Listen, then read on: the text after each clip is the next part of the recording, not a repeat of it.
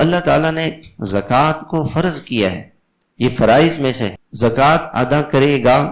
اللہ کے نبی صلی اللہ علیہ وسلم کے زمانے میں ایک شخص تھا، اس کا مال تجارت سمندر کے کنارے پڑا ہوا تھا، پانی کی لہر آئی اور اس کا مال تجارت بہہ گیا۔ آپ کو اطلاع ہوئی، آپ نے فرمایا کہ جو آدمی اپنے مال کی زکوٰۃ ادا نہیں کرتا تو اس کا مال ضائع ہو جاتا۔ یہ جو چوری ہوتی ہے اور کوئی آدمی ڈاکہ ڈال کے مال لے جاتا ہے اور نقصان ہو جاتا ہے کہ کسی عدالت میں کوئی کیس لگ گیا، بیماری ہو گئی، کوئی اس طرح کی، اب لوگ کہتے ہیں جی پتہ نہیں یہ مصیبت کہاں سے آئی۔ تو زکوٰۃ نہیں ادا کرے گا تو اس کا مال محفوظ نہیں ہوگا۔ اور علماء نے اس کا دوسرا مطلب ایک حدیث کا، جو حدیث پاک ہے کہ زکوٰۃ کا مال کسی مال میں مل جائے تو وہ اس کو تباہ کر دیتا ہے۔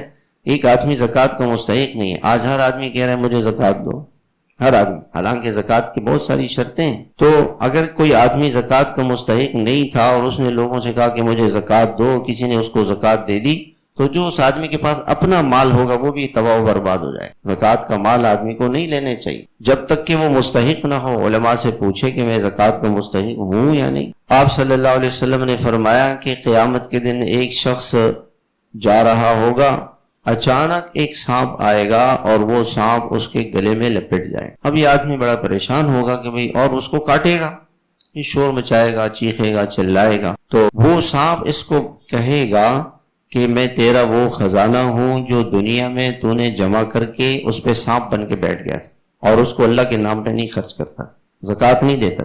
میں وہی خزانہ ہوں جس پہ تم دنیا میں سانپ بن کے بیٹھے تھے، اس لیے آج میں تمہیں کاٹوں گا۔